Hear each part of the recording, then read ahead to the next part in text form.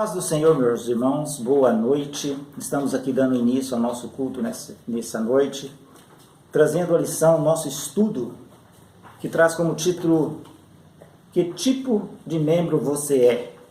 É a nossa revista Vivendo o Amor de Deus. Estamos concluindo essa revista e logo nós entraremos em outro estudo. Antes de nós iniciarmos, eu quero fazer uma oração para que o nosso Deus esteja nos abençoando, esteja dando entendimento para compreender a palavra dele. Senhor, nosso Deus e grande Pai, em nome do Senhor Jesus, nós estamos na Tua presença, Senhor, para engrandecer o Teu nome, para aprender a Tua palavra. Sê conosco, eu te peço em nome de Jesus. Amém.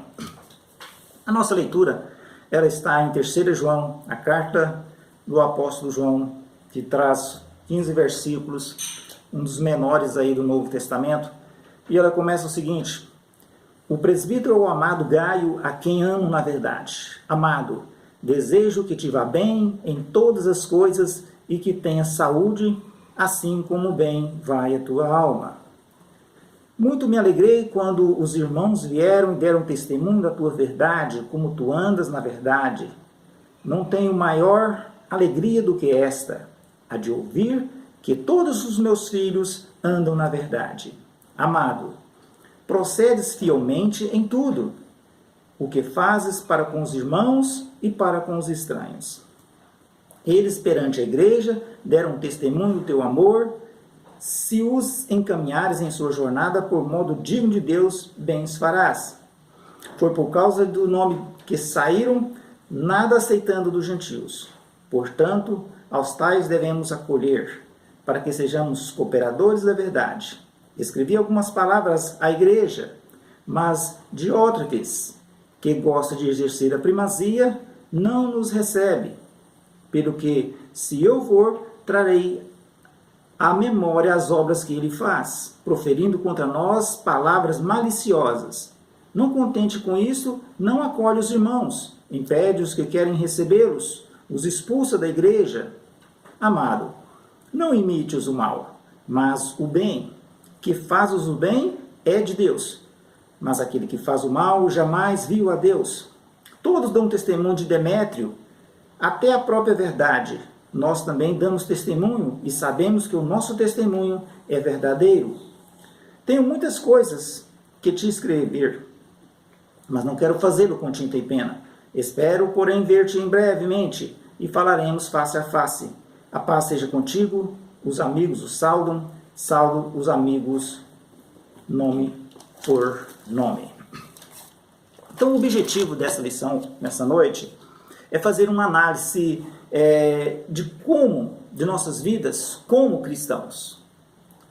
É distinguir o papel que nós exercemos, o nosso cargo no corpo de Cristo. O que nós estamos fazendo no corpo de Cristo.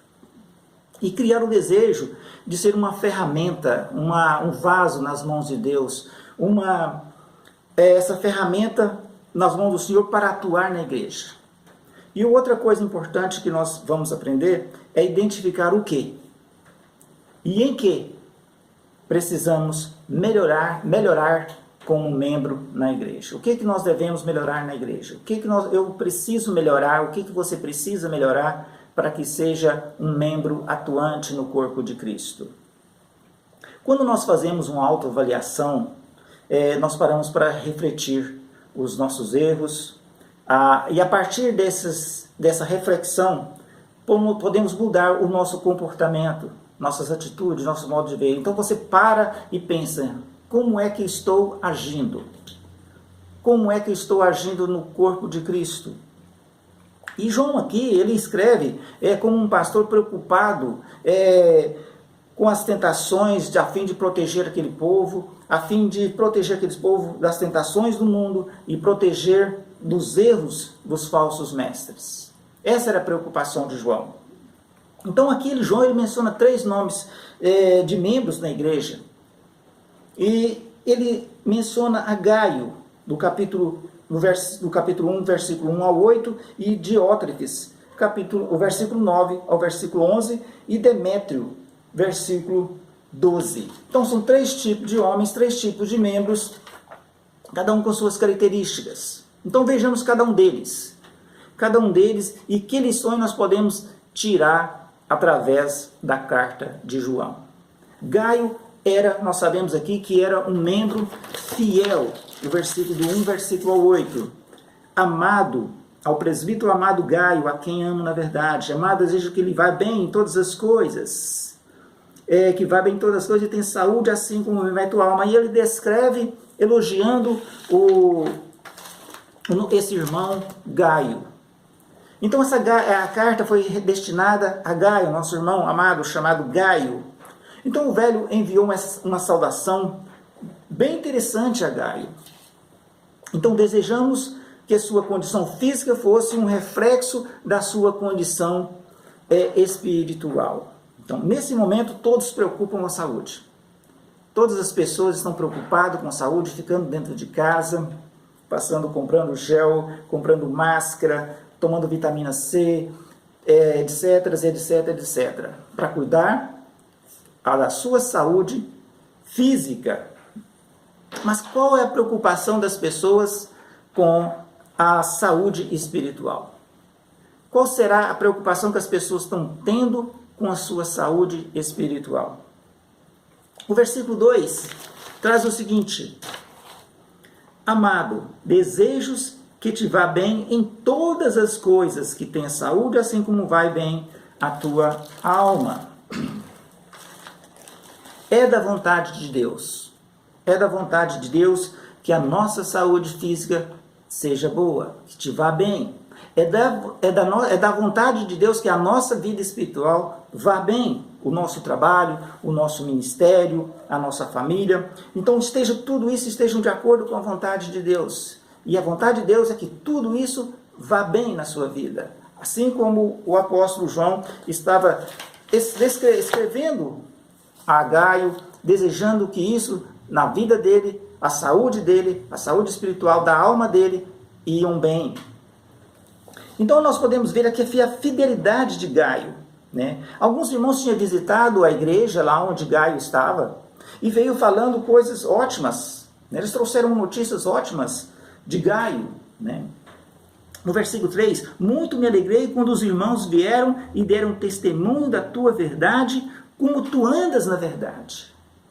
O nosso irmão Gaio, ele não só andava na verdade, mas ele praticava a verdade, ele andava em amor. Então, se é uma necessidade maior hoje em dia nas nossas igrejas, é a fidelidade doutrinária. A fidelidade doutrinária é uma coisa essencial hoje nas nossas igrejas.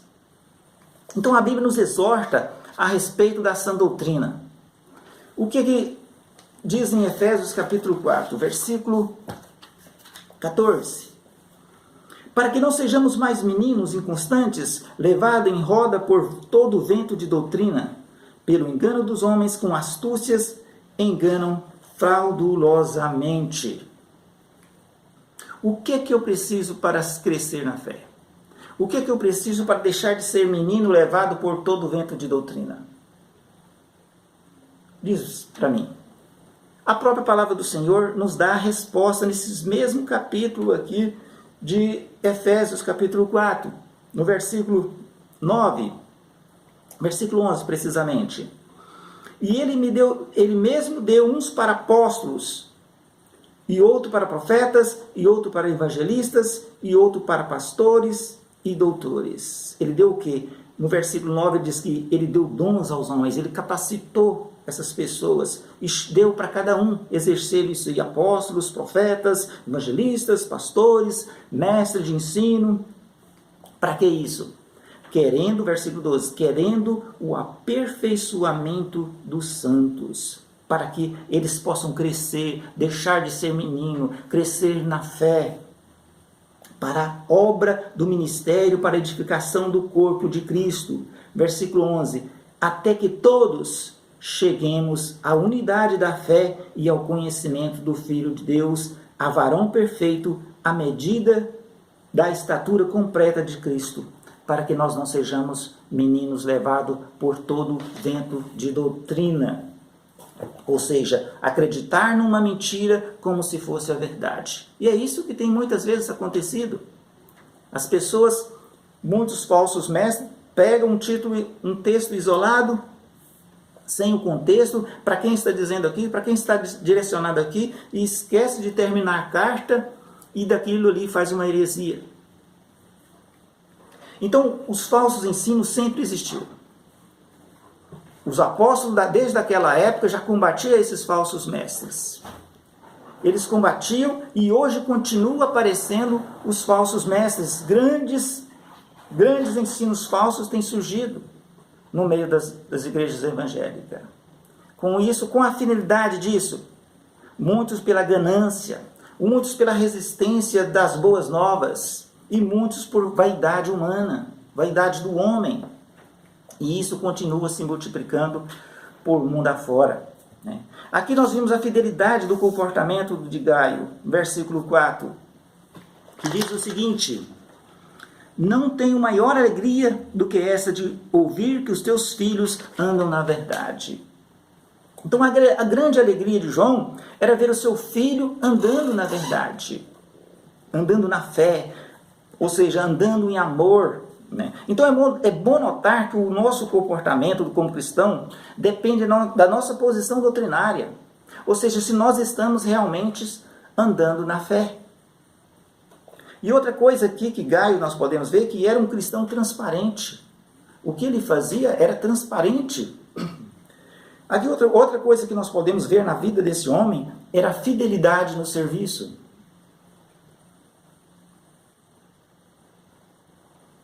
No versículo 6, João agora fala do amor que ele tinha para com a obra. João fala do amor que ele tinha para com as pessoas. Aqueles que eles recebiam, aqueles que eles nem conheciam, que chegavam até a igreja, o amor que ele tinha. Então, eu te pergunto, você está fazendo as obras de Deus como é devido?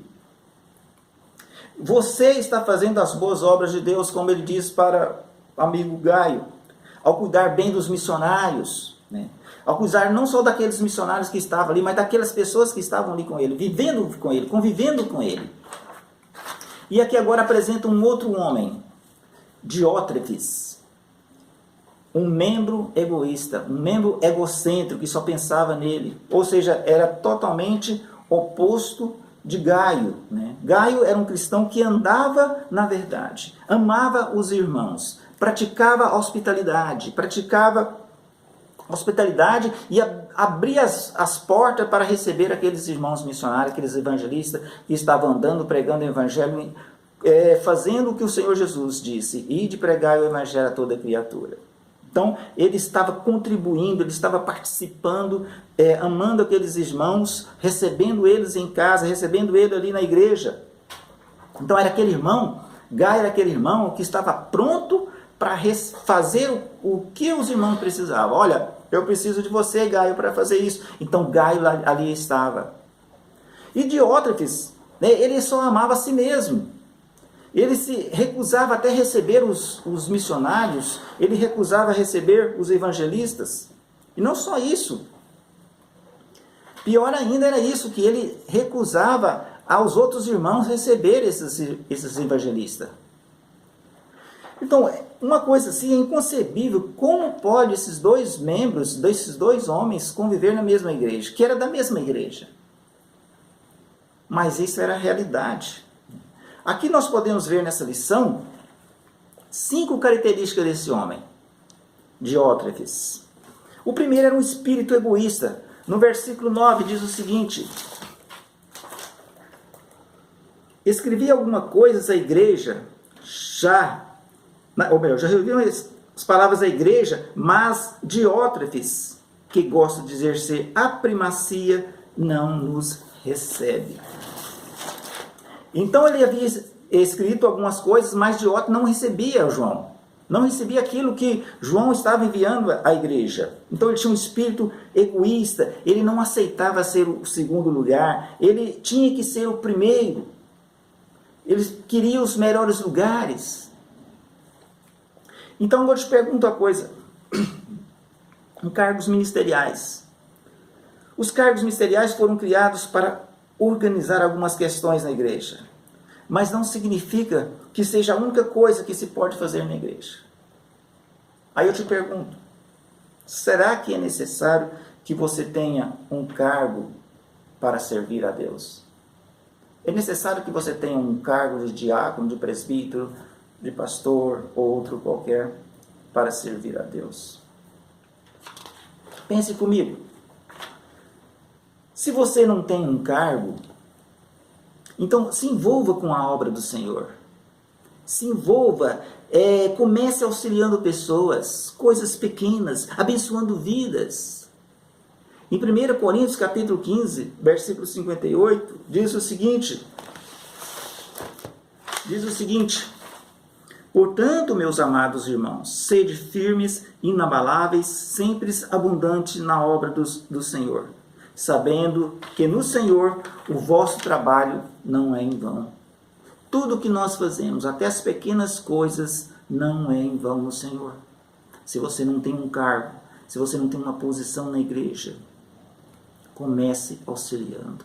Comece pelas pequenas coisas. Comece a abençoar as vidas. Muitas vidas precisam da bênção, da sua bênção. Através de ti, as pessoas serão abençoadas por Deus. E uma das coisas que nós podemos ver aqui é aquela atitude orgulhosa de Diótrefes, né? Ele se recusou a aceitar a orientação dos mais velhos, daqueles mais experimentados na obra. Não, ele sabia tudo, ninguém podia ensinar nada para ele, né? Ele não tinha humildade.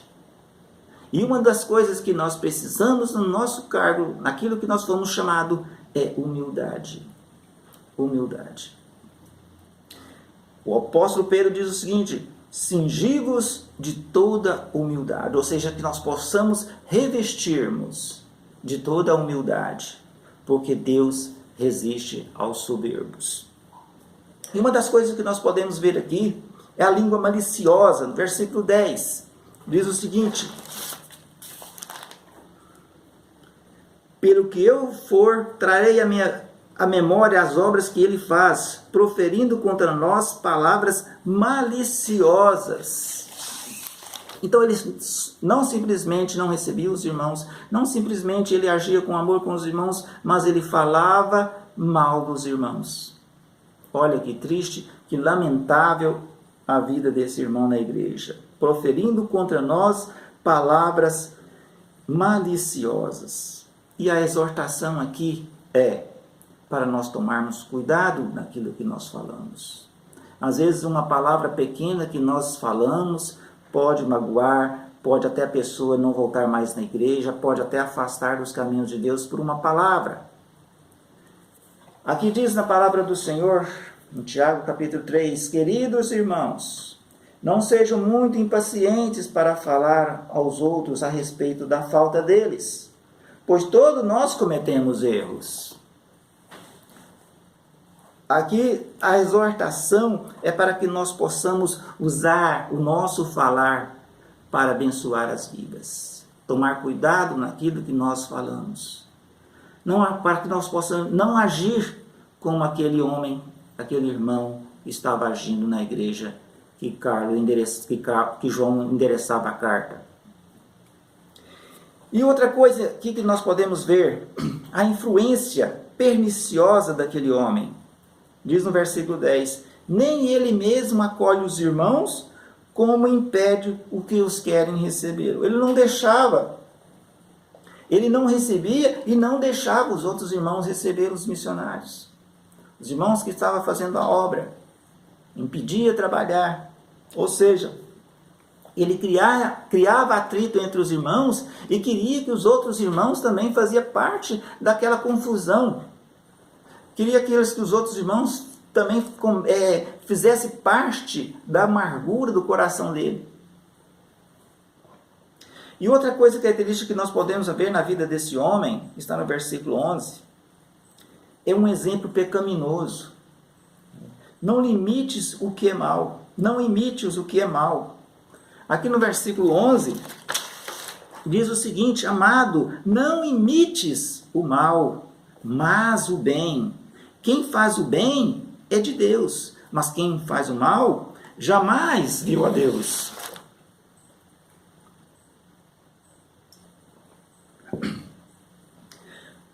Gaio, não siga o exemplo do que não presta. Não faça o que ele está fazendo. Não imite o mal. O problema de Diótrefes foi amar a si próprio e não amar o Senhor e não amar a Cristo. Mas ele estava pensando somente na sua posição, somente no cargo que ele exercia, querendo ser maioral de todos. Aqui apresenta agora um outro homem, Demétrio, um membro com bom testemunho. Quanto a Demétrio, todos lhe dão testemunho. Os irmãos foram lá na igreja, viram como Demétrio dava testemunho. Olha, realmente aquele ali é um homem de Deus. Realmente aquele ali dá um bom testemunho. E eles chegaram falando um testemunho na outra igreja. Olha, Demétrio realmente é um homem de Deus. Realmente ele tem dado bom testemunho ali na igreja. E para concluir, eu quero dizer o seguinte: Deus é glorificado entre os homens por meio dos nossos testemunhos. Quando nós damos bom testemunho, nós glorificamos a Deus. O nosso testemunho convence as pessoas da verdade. Você já viu aquele ditado? Se for para ser como fulano, eu não quero nem ir na igreja. Eu nem quero aceitar esse Jesus. Então, o nosso testemunho convence as pessoas. O nosso testemunho glorifica ao nosso Deus. Atos capítulo 11, versículo 26, diz que a partir daquele momento, eles foram chamados pela primeira vez de cristãos. Por que eles foram chamados de cristãos? Porque eles pareciam Cristo. Eles andavam como Cristo. Eles agiam como Cristo. Ou seja, o testemunho deles era como o do Senhor. Muitos falam que porque usando isso como um desdém, esse título de cristão como desdém, mas os cristãos receberam isso como um distintivo. Ser cristão é imitar a Cristo. Ser cristão é fazer o que Cristo fazia. Ser cristão é andar como o Senhor fazia, como andava. Tudo o que você faz na obra é visto pelo Senhor. A sua maneira de comportar é vista pelo Senhor. A sua maneira de agir é vista pelo Senhor. O trabalho que você tem feito na igreja é visto pelo Senhor. Por mais pequenininho que seja, que você acha que não tem valor, é vista pelo Senhor. Então, seja um promotor do Evangelho. Não imites o mal, mas imites o bem. Porque quem faz o bem tem Deus. É isso que nós aprendemos nessa lição dessa noite. Eu quero orar por você. Que o Senhor esteja te abençoando. O Senhor, nosso Pai, grande Deus, eu te louvo, Senhor, por este momento. Senhor, te louvo pela misericórdia do infinito do Senhor, Pai. Eu sei que a Tua palavra está em nós, Pai, e nós queremos andar na verdade, Pai, dando bom testemunho, Pai. Levando a Tua palavra, Senhor, e a Tua palavra é fiel e verdadeira. Obrigado por tudo, em nome de Jesus. Amém. Boa noite para os irmãos.